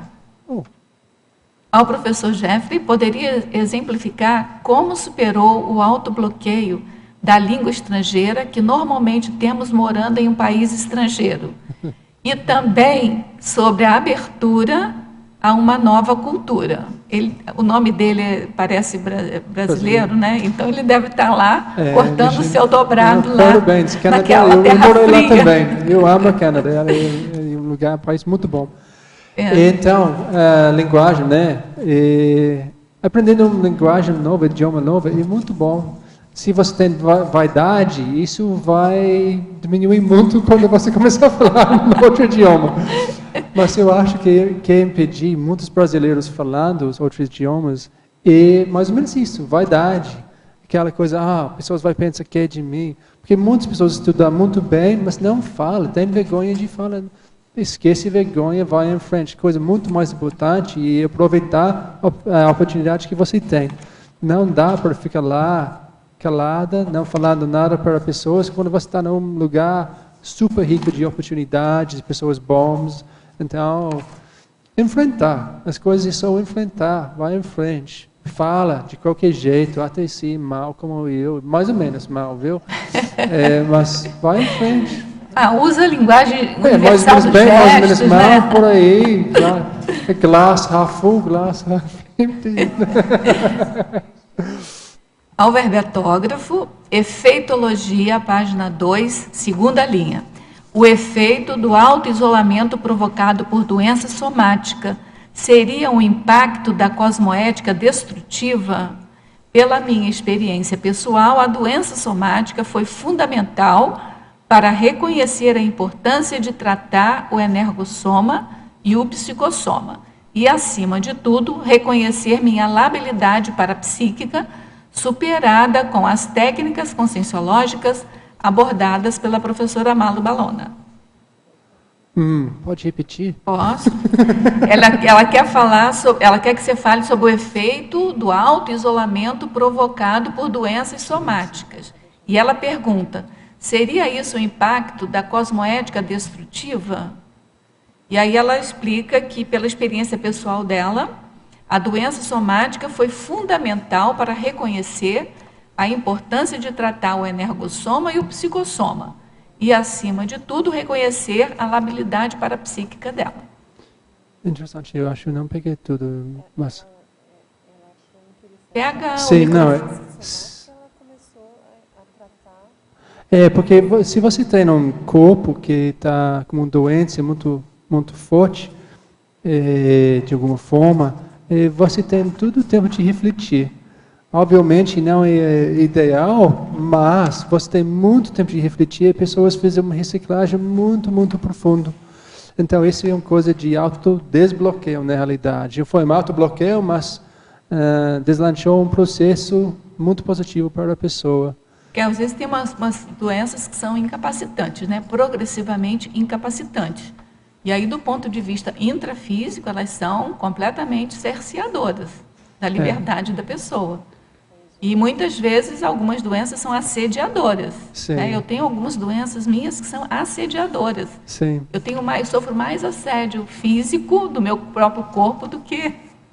Mas ainda assim a gente precisa lidar com uma coisa mas aí eu concordo com com tudo que está falado aqui, e que ela falou também, que tudo isso ajuda você, se você tiver lucidez para o negócio, para você ir procurando se auto-organizar. Às vezes pode ser vários vídeos, você está mexendo com aquela coisa, sua lucidez, seu entendimento está aprofundado cada vida mais, até você superar. Mas ela fala aqui da cosmoética destrutiva. Eu não vejo como cosmoética destrutiva. Eu vejo como lei de causa e efeito. Entendeu? Alguma coisa está repercutindo agora, que foi feito no passado, sem essa noção aí de castigo, não é bem isso, mas é a lei de causa e efeito. Ela é a mais democrática, como o professor Valdo diz, né? Eu acho bom você veja isso como um caso por caso, porque talvez é uma coisa planejada, foi lá, vai acontecer para mexer com uma pessoa, então talvez é assim. Uma das coisas que a gente pode observar lá em psicologia hospitalar é que, às vezes, a morte da pessoa por um câncer ou alguma coisa, dá um tempo para ela elaborar uma série de coisas, ela já está terminal, mas ela elabora tão bem a morte dela, consegue fazer um monte de reciclagem. Certo que isso não justifica a doença dela, mas ajuda no processo da dessoma dela. É interessante também a gente ver, às vezes, uma doença... Ela vai trabalhar a reciclagem da pessoa, ela trabalha a pessoa. fazendo com que até tenha uma dessoma mais ajustada. Mas não é sempre, né? Porque tem pessoas que ficam revoltadas. Então, assim, vai depender da intraconsciencialidade dela, do discernimento, da lucidez. Né, também, de cada um. Mas eu concordo. Eu não sei se a gente pode generalizar que seja uma cosmoética destrutiva. Eu não generalizaria, assim. Entendeu? Mas, porque a cosmoética destrutiva, você destrói aquilo para reconstruir, né? Então, uma doença física está destruindo o soma, não vai reconstruir o soma, não é? Vai reconstruir, se ela refletir sobre o assunto, vai reconstruir alguma intraconsciencialidade melhor. E uma chance, né? Uma oportunidade. E uma oportunidade. É uma oportunidade. Se a pessoa pega... Okay. Mas assim, mas pode acontecer alguns casos, né? Interessante. Então é boa. Certo? Ana, você queria falar, desculpa eu não ter deixado. A interligação dos corpos, que o soma reflete nos outros corpos, né? E eu só queria fazer a pergunta para ele na página 2, na neosinapsologia.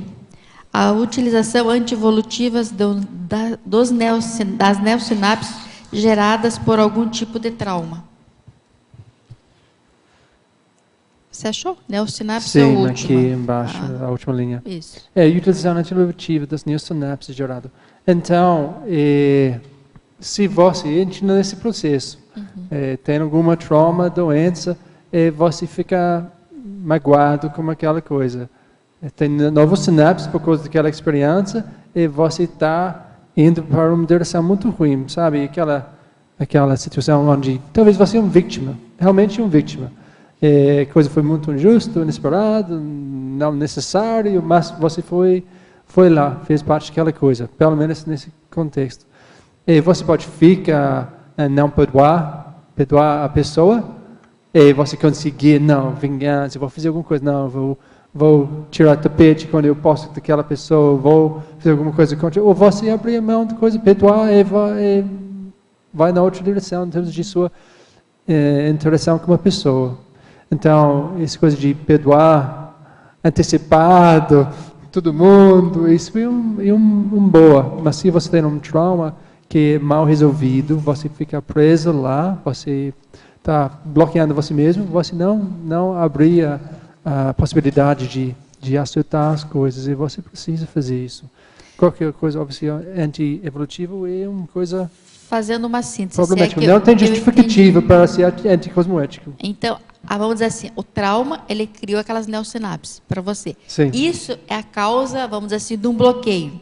Esse seria mais ou menos Pode criar um bloqueio, né? Pode ser uma repercussão de um bloqueio, pode ser uma causa de outros bloqueios. É que aquilo já ficou no engrama, né? Eu já estava lendo sobre o engrama, para engrama essa semana. Então, assim, já ficou marcado no teu cérebro físico, mas se você dessomar, aquilo vai apagar, mas fica também marcado no paracérebro. Sim. E aquilo ficou marcado. E aí você vai tendo que ter novas experiências para fazer novas marcas, para poder as novas marcas, elas suplantar a ativação daquela... Reconstruir a rede sináptica, sabe? Aquela pedra, não, eu reagi assim quando aquela coisa... Aquela crítica eu recebi, reagi assim, automaticamente. Não, precisa reeducar, precisa parar com aquilo. Você reformular. Fazer uma reformulação. Sim, reeducação pessoal, reciclagem, isso. Mas essa reformulação, eu acho interessante que essa reformulação são novas marcas que são colocadas. Aquela lá continua lá. Essas novas marcas, elas vão ser ativadas antes daquela outra e vai dar para você... com maior maturidade, gerenciar coisa de Ingram, eu acho, né? Mas porque você vai carregando todas as... Por isso que tem a cicatriz de psicossoma, né? Você vai levando tudo, senão você vai esquecer. Você não esquece nada, não pode esquecer.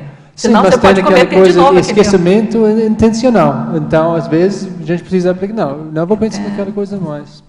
Já foi feito, já resolvi, não precisa pensar naquela coisa mais. Você limpou. Limpou. Nós temos que limpar. Auto-reconciliação. Aquela coisa de Mário Bolonel, alguém mencionou antes. Mas o interessante é que esse limpar é construir novas sinapses e construir novos conhecimentos, novas cognições, novas memórias. Reinterpretar aquela coisa, outras perspectivas, cosmovisão maior. Para a Rosa, que é matemática, aí não tem aquela lei nada se destrói, tudo se transforma. Tudo se transforma.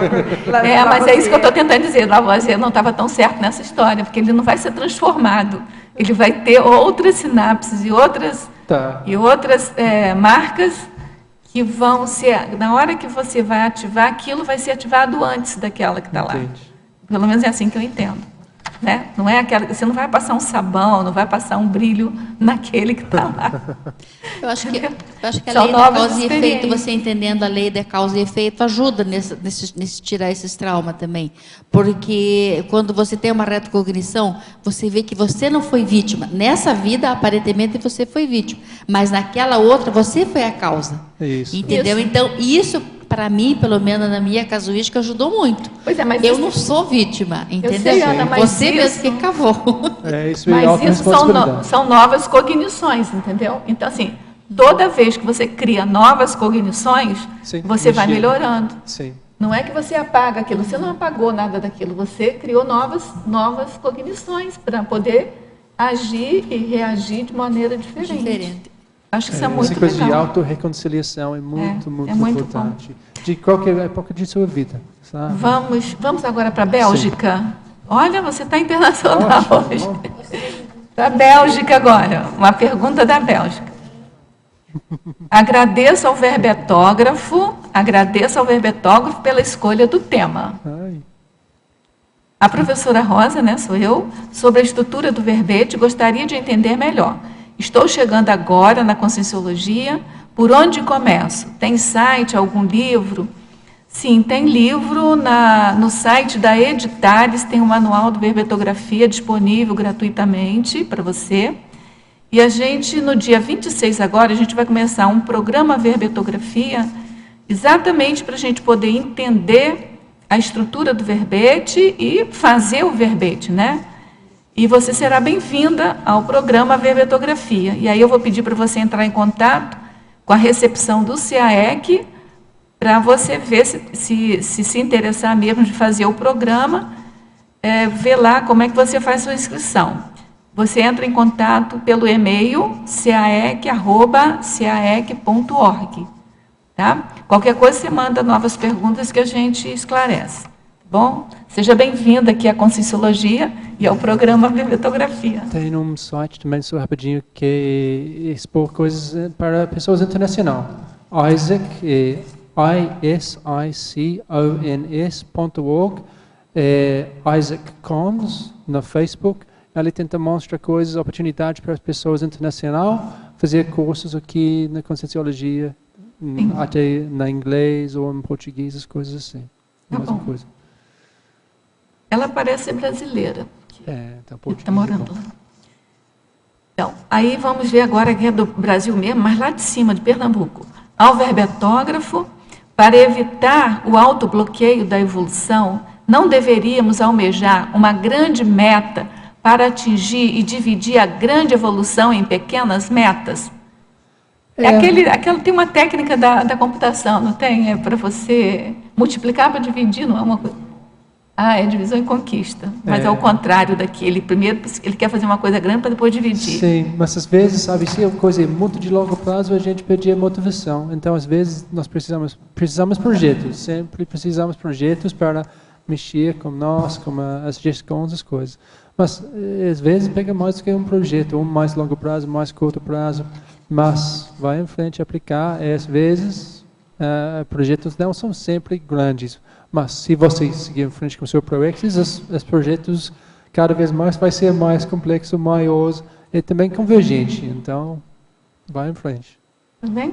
Ao verbetógrafo para a fatologia, página 2, última linha. Poderia comentar o casca-grossismo energético e parapsíquico? Por quanto tempo nesta existência você passou por essa experiência estagnante? Se é que passou, né? Sim, eu passei. Não, eu acho, se você é intuitivista, você passou para a segunda de soma, você já volta para a vida como um neurosoma novo. Então, você normalmente tem alguma sensibilidade em termos de energias e parapsiquismo.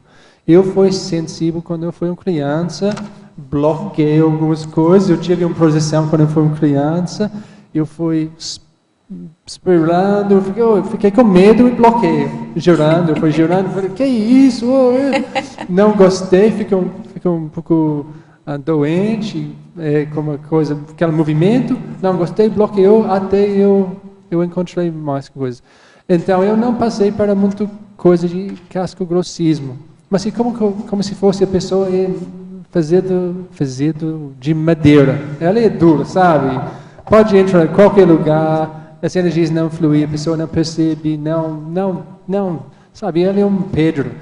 Existe de alguma forma. Na realidade, todo mundo está influenciado, mas aquela pessoa realmente falta alguma percepção mais profunda em termos de energias. Mas dá para mexer sempre. Pessoas podem desenvolver qualquer hora, qualquer pessoa, qualquer lugar. Mas o desenvolvimento pode ser lenta, depende da pessoa, ou pode ser mais rápido. Na primeira aula de Conscienciologia, quando eu fui aluno, eu senti as energias. Fiquei, que é isso? Sabe, eu vi que a evidência é muito rapidinho. Na primeira aula também, então foi ok, tem alguma coisa aqui. Não sei exatamente o que é isso, mas me chamou atenção. Em Sindromologia, página 3, final da primeira linha, gostaria que comentasse a falta de enfrentamento da síndrome do estrangeiro.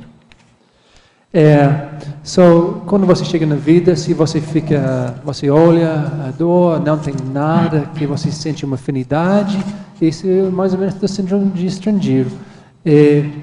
Se você não enfrentar aquela síndrome, você pode ficar muito como Merlin, muito afastado de realidade, muito afastado de proexis. Tem um livro escrito de Malu Bologna, que é tudo sobre a síndrome de estrangeiro. Então, e vale a pena, mas a gente precisa enfrentar isso.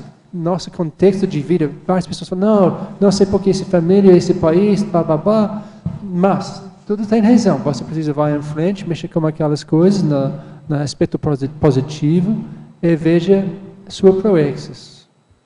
Seguir depois, correr depois, atrás, né? Em Parafatologia, página 2, quarta linha, poderia discorrer acerca de as amizades extrafísicas do projetor veterano, contudo, sem amigos intrafísicos? Isso é uma história, eu lembro, muitos anos atrás, um professor me falou, tem um caso, uma pessoa foi na frente física, ela foi feia, teve algum problema no corpo, e a pessoa afastou dela, não teve as amigas. Mas ela foi muito boa fisicamente e teve um número de amigos extrafisicamente.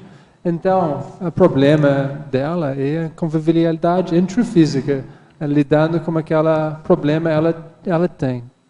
Então, isso, se ela não tem amigos intrafísicos, isso é um autobloqueio, na minha opinião. O extrafísico, com certeza, deve ser, no mínimo, guia cego, né?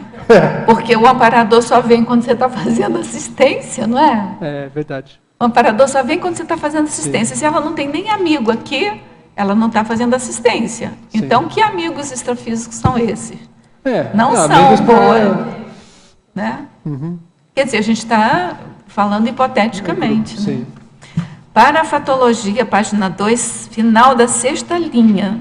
Gostaria que abordasse o bloqueio dos próprios chakras. E aí, em seguida, o recesso projetivo. Pode abordar os dois.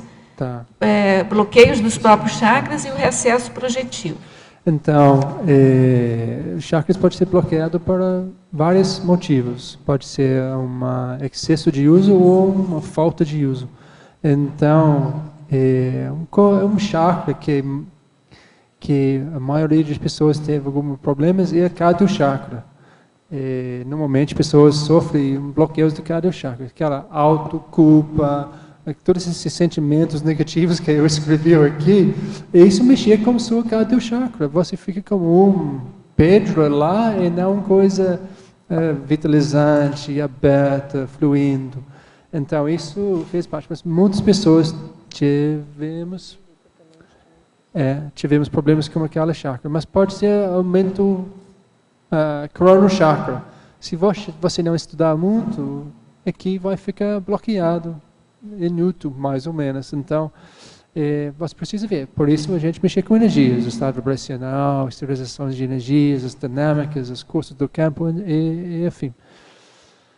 Excesso projetivo, se você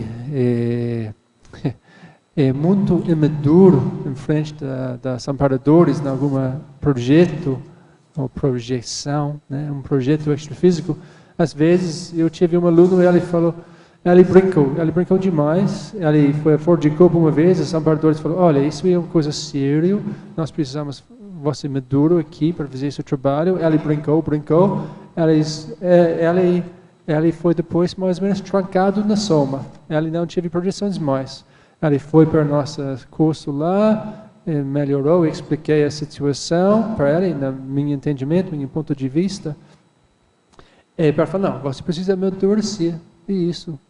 Se você está lá com alguma responsabilidade para fazer alguma assistência, você está brincando, tirando a culpa fora, sendo bobinho, os amparadores não podem confiar em você, e eles deixam você lá trancado no corpo. Dorme bem. Principiologia, página 2, poderia explicar o princípio evolutivo, quem pode mais, pode menos? Sim, isso é uma ideia onde, por exemplo, para explicar, você tem um professor na faculdade, mas ele precisa explicar coisas simples para a turma dele.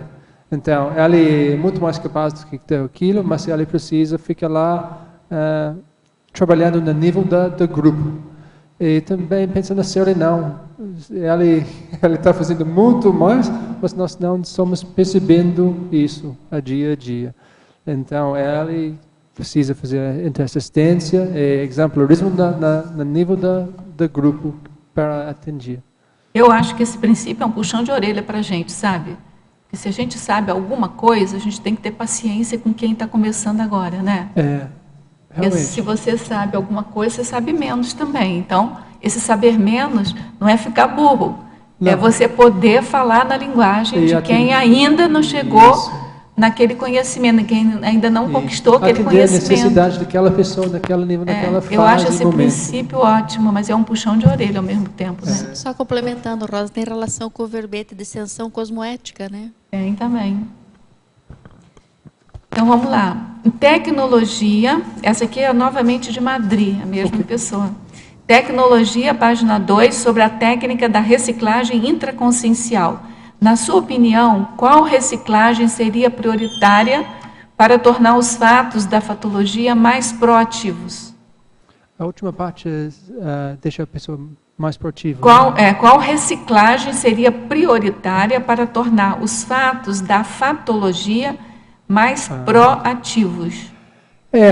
Eu acho que você precisa começar a ser mais um optimista, mais compreensivo de você mesmo, sabe? Nada de perfeccionismo. Pelo menos no meu caso, muitos desses problemas foi nessa linha. Eu acho por aí.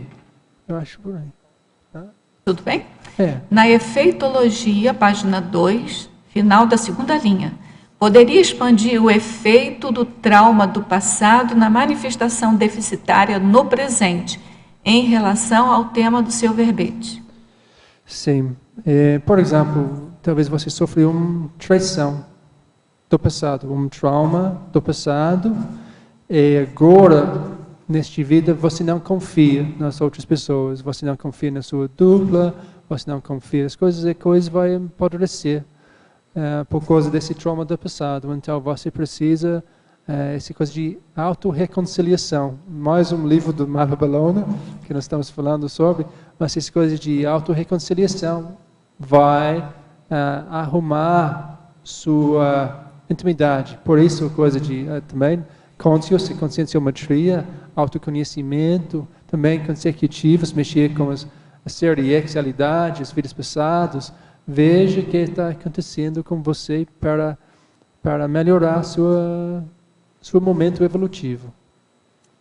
Na argumentologia agora, em culturologia, página 4, segunda linha, poderia desenvolver a cultura da anglofonia monoglota no autobloqueio?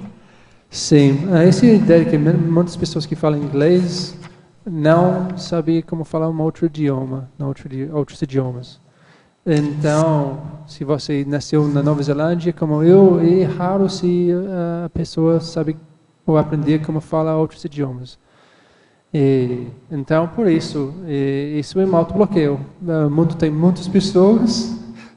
Quando a primeira vez eu fui para a CIEX, fiquei lá no restaurante, eu não falei nada de português, eu não posso falar com ninguém, então eu fiquei lá, não, eu preciso mudar isso, não tem como de seguir em frente só falando inglês. Realmente a vida enriquecia muito se você tornasse mais um poliglota. Em tecnologia, página 2, como funcionam as técnicas de autotortura psicológica? É difícil. Que bom que ele não sabe, né? Bem. Que bom que ele não sabe, né? Como é que funciona, né? Você pode escrever bem sobre como eles não funcionam para você. Não, essa coisa de autoculpa, se você tem alguma expectativa sobre você mesmo, você não entendia aquela coisa, ou você não recebeu o que você acha que você merece, que é a sua reação? Que é a sua intimidade? Sua segurança pessoal é baseada em quê? Se você tira tudo de sua vida, os bens materiais, você vai sentir como? Vai sentir bem ou vai sentir ruim? Então, baseado em que você tem esse autoconceito, autoimagem? Então, coisas de expectativas, coisas de emoções, coisas de influências de outras pessoas e ambientes. Bem, em paradoxologia, página 3, tem 2 paradoxos que ele pede para você ampliar, expandir. O paradoxo do autobloqueio saudável e o paradoxo do esquecimento intencional saudável. Sim, ok. Autobloqueio, a gente já falei um pouco antes, mas a ideia é que tem alguns exemplos onde autobloqueio é positivo. Mas, por exemplo, é um encapsulamento energético. Você está num lugar muito pesado e você fez um encapsulamento. Isso é uma coisa positiva, é uma forma de autobloqueio. Mas com lucidez, e não é um que qualifica para colocar aqui, mas dá para anotar que essas coisas existem. O paradoxo de esquecimento intencional saudável. Imagina, você tem alguma lembrança que é realmente melhor para você que você esquece. Normalmente, pessoas acham conhecimento é bom, conhecimento é bom, mais conhecimento nós temos, é melhor. Às vezes não é. Renascimento, ressoma essa restrição intrafísica, onde nós esquecemos tudo do passado, mais ou menos, pelo menos no início. Isso é uma coisa, até algum ponto intencional, mas isso é uma coisa saudável. Então, é uma técnica que existe para fazer. Se você tem uma coisa mais problemática, que pelo menos nesse momento você não está lidando bem, ou se você evoca aquela coisa, tem repercussões muito grandes, é melhor esquecer aquela coisa, pelo menos por enquanto, até o ponto que você precisa lembrar. Um exemplo é a mantra do Valdo.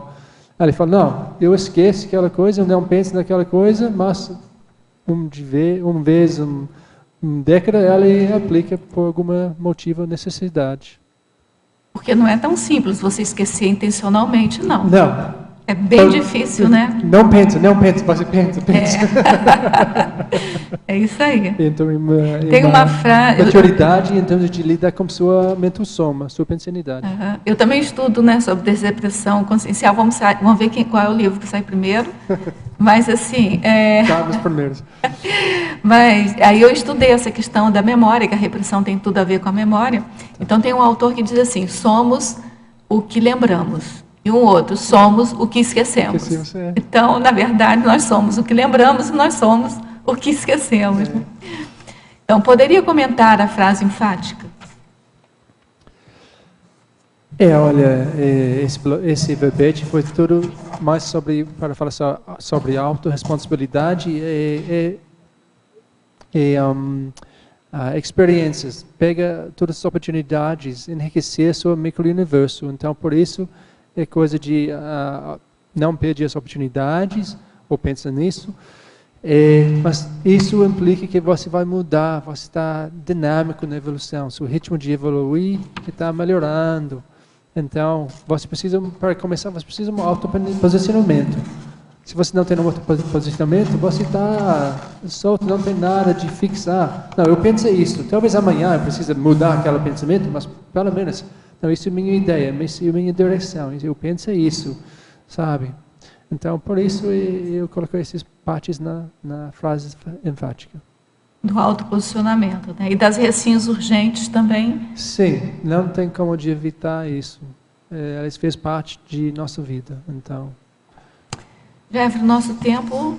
Acabou. A gente continuaria discutindo esse assunto, que esse assunto é bem importante, né? Como a gente disse no início, se nós não tivéssemos bloqueio nenhum, nós já seríamos serenões e CLs. Então, em algum nível, a gente ainda mantém esses autobloqueios, mas depois desse verbete, acho que a gente vai dar uma arrancada, viu, Jeff? Né? A gente entendeu bem, vamos aplicar as técnicas e vamos sair do patamar que a gente está para um outro patamar melhor. Mas o que fica para a gente é que você precisa de continuar escrevendo novos verbetes com seus temas de pesquisa, tá bom? A gente agradece, parabeniza pelo seu autodesbloqueio aí de falar no seu, né, no português aí, né, bem, já está falando super bem aí o nosso português. Tá bom? A gente agradece a presença de todos vocês, as energias, a participação, as perguntas, o debate. Nós agradecemos também aos teletertulianos, também pelas perguntas, pela participação. Nós chamamos sempre a atenção que todos os dias a gente tem tertúlia de meio-dia e meia a 2h30 e a gente aguarda a presença de vocês, que são vocês, tertulianos e teletertulianos, junto com o verbetógrafo do dia, né, que movimentam aí o debate. Então, a gente aguarda todos vocês nos próximos dias e passamos, então, para os nossos comerciais. As pontuações da tertúlia de hoje são 17 assinaturas no livro de presença, 15 perguntas presenciais, 31 perguntas online. Para hoje temos 2 recados. Pilar, com o debate Início e Manutenção da TENEPS. Ana Rocha, Programa Verbetografia. Boa tarde a todos. O CAEC, patrocinando uma parceria com a Pré-IC TENEPS, neste próximo domingo vai propiciar um debate início e manutenção da TENEPS. Por isso, convidamos a todos para que, se estão interessados em conhecer essa técnica interassistencial, compareçam aqui no CAEC mesmo, no Salão Verde, às 15 horas até às 17, para discutir essas ideias, descobrir novas maneiras de se tornar um assistente, em vez de ser só assistido. Muito obrigada.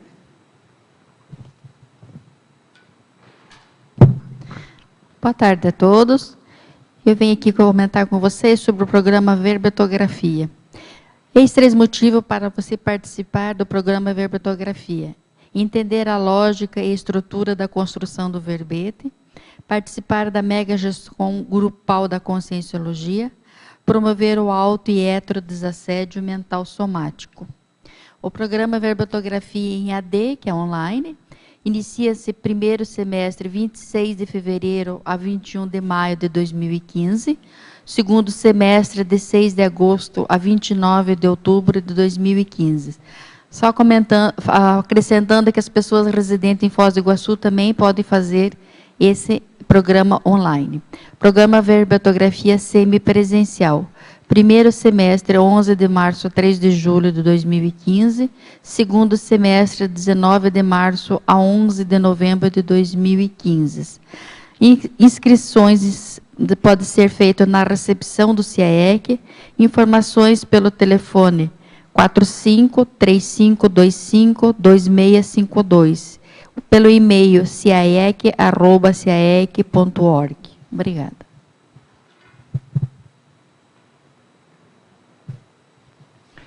Para amanhã teremos o verbete Autoconvicção Proexológica, na especialidade Proexologia, do verbetógrafo César Machado. Boa tarde.